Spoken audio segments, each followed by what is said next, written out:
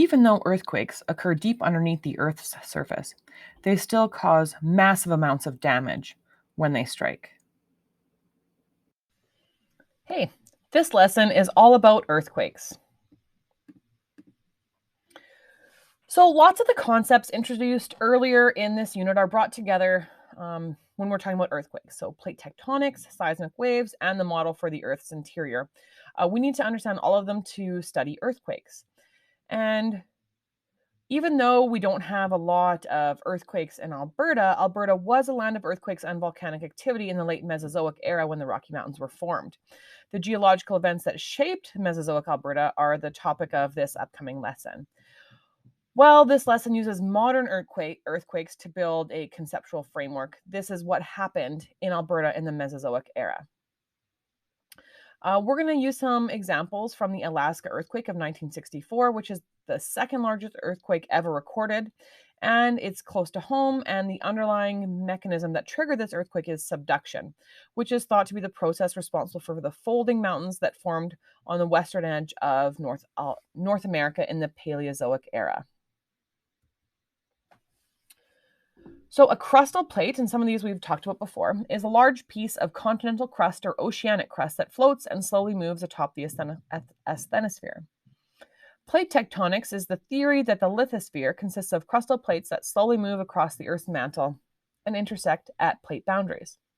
And a seismic wave is a wave that travels through the Earth as a result of explosions or earthquakes. A fault is a crack in the Earth's crust due to the motion of one tectonic plate relative to another. Subduction is going to be the downturning of the oceanic crust under another crustal plate. A focus is the region that first breaks along a fault during an earthquake. And the epicenter is the point on the Earth's surface directly above the focus of an earthquake. So an earthquake focus will be deep underground, or an earthquake epicenter will be the point on the Earth's surface. The Alaska earthquake of 1964 was caused by the motion of the Pacific plate relative to the North American plate. And the boundary between these two crustal plates is called a fault. The Pacific plate is made of dense oceanic crust, so it tends to be pushed under the continental crust of the North American plate in a process called subduction. The seismic waves originated from the initial breaking point along the fault, which is called the focus, again, deep underneath the Earth's surface. And in this case, 25 kilometers below the Earth's surface. Prince William Sound, located approximately 120 kilometers east of Anchorage, was the place on the Earth's surface directly above the earthquake's focus, so it was called the epicenter. Next, we're going to look at some types of waves that can occur during an earthquake. The first type of wave is called the primary or P wave, which is a seismic wave that travels through the rock as a series of compressions and expansions of particles. A P wave is able to travel through solids, liquids, and gases. So we have compressions and expansions of particles. It is very similar to a slinky moving if you pull it along when one end is hooked.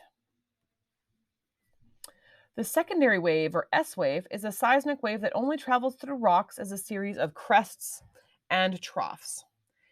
An S wave can travel through solids, such as the Earth's crust, but not liquids or gases. S waves move slower than P waves and can only move through solid rock. So again, we have crests and troughs. S waves tend to have a larger amplitude, and therefore they transfer more energy than P or primary waves.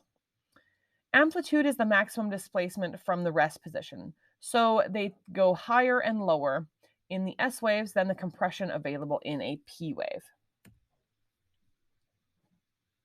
There's an activity in your book called Modeling Seismic Waves with the Spring. You can create a model of P waves by moving your hand in a direction parallel to the direction the wave was moving. This is why it's classified as a longitudinal wave. When you create an S wave, when you go perpendicular to the direction of the wave is moving, it's known as a transverse wave, and this is the type of S wave in an earthquake. So again, a longitudinal wave is where the vibration of the particles is parallel or along the same plane that the wave is traveling, and a transverse wave is perpendicular to the direction that seismic wave was traveling. So recall that the Earth is comprised of a number of different layers. Some are solid and some are liquid, and they have different properties such as density, temperature, and pressure. And they all increase as we move from the Earth's crust to its inner core. So there's more pressure and more temperature. So as the depth increases into our Earth's core, the speed of both the P waves and the S waves increase. So when we look at the primary waves in an earthquake, the range of speed that they can travel is between 6 and 14 kilometers per hour. They are parallel to the wave's transmission direction. They can be transmitted primarily through solids, liquids, and gases. So all parts of the Earth, the atmosphere, the lithosphere, the mantle, and the core, can transmit a primary wave. During an earthquake, they're the first to arrive, and it's typically perceived as an abrupt thud. Secondary waves are the second wave to arrive during an earthquake.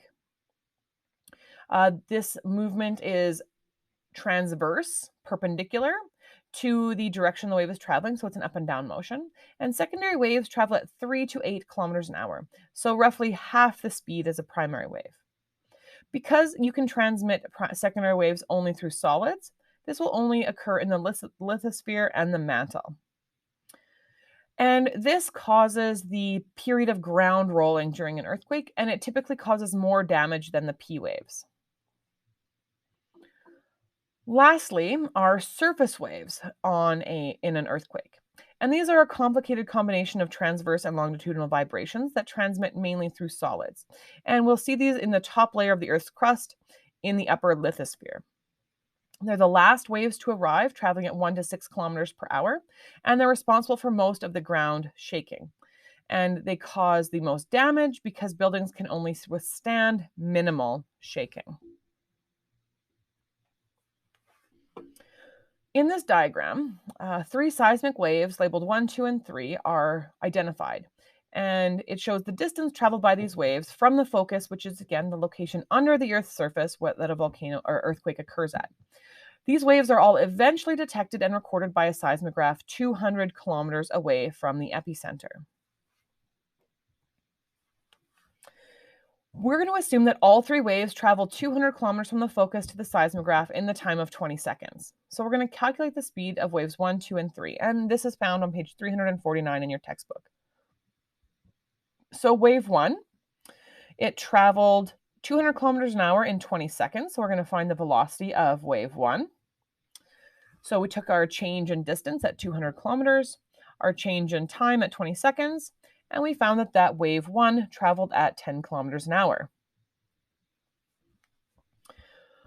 Wave 2 got to a distance of 100 kilometers in 20 seconds. So calculating the velocity of that wave, we take the change in distance at 100 kilometers, divided by the time, 20 seconds, and we have a velocity of 5 kilometers per second. Wave 3, the surface wave, traveled 66 kilometers in 20 seconds. So we take our change in distance at 66 kilometers, our time at 20 seconds, and we find a velocity of 3.3 kilometers per second. So wave 1 will have been the primary wave because it was the fastest. Wave 2 at 5 kilometers per second would have been the secondary wave or S wave. And wave 3 at 3.3 kilometers per second because it was the slowest. The energy of a seismic wave is indicated by the amplitude of the signal recorded by the seismograph. So the more change there is in the seismograph, the stronger the earthquake would be. A maximum amplitude of wave 3 is indicated at A.A3 in our diagram.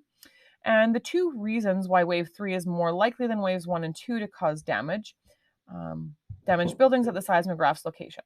So what are 2 reasons? So wave 3 is more likely to damage buildings because the wave has a higher amplitude. And so it's transferring more energy. Wave 3 also has the longest duration of any of the waves, so it will shake the buildings for a longer period of time. So wave 3 at a higher amplitude and longer duration is more likely to damage buildings. Now, which of these waves would travel directly to a seismograph on the completely opposite side of the planet from the epicenter? So the only one that can travel through liquids is the P wave. And so the S waves and surface waves, because they can't travel through the liquid outer core, you would not feel them you wouldn't be able to identify them on a seismograph on the completely opposite side of the planet. When we look at an earthquake, we wanted to identify its strength on the Richter scale, which is a number assigned to an earthquake based on the amount of vertical ground motion at the epicenter, so the location on the Earth's surface directly above the focus. And this categorizes and compares earthquakes. So when we look at the distance that the wave has been identified on a seismograph and the amplitude of the wave at that seismograph, and we draw a line between them, where those lines cross the magnitude, we can identify the magnitude of an earthquake. So at roughly 400 kilometers distance, we had an amplitude of roughly 175 millimeters. That would cross the line at about a 6.4 magnitude. So we can identify the magnitude of the earthquake. And it's always better to have more than one seismograph information so that you can make sure your information concurs with another station. A very dangerous part of earthquakes is tsunamis, which is a seismic sea wave set off by an earthquake in or near an ocean basin or by earthquakes in the ocean. So earthquakes occur due to sudden releases of stored energy. So the energy is going to build up over time due to the motion of the crustal plates. And if they're not sliding smoothly against each other, that pressure is going to build up. So the energy is released when one plate suddenly moves relative to another, which is going to cause those seismic waves to travel through the rock. Primary waves, secondary waves, and surface waves. Now, although secondary waves do not travel as far as primary waves, the surface waves tend to do the greatest damage in an earthquake. The difference of the arrival times of the P and S waves can be used to determine the location of the epicenter. And if the data from at least 3 seismographs is available, we can also determine the maximum amplitude of the S waves to find the Richter magnitude on the number of the earthquake. So again, we wanted to study earthquakes to look at what happened in Alberta in the Mesozoic era, even though earthquakes due to crustal shifts rarely happen in the Alberta geographical area.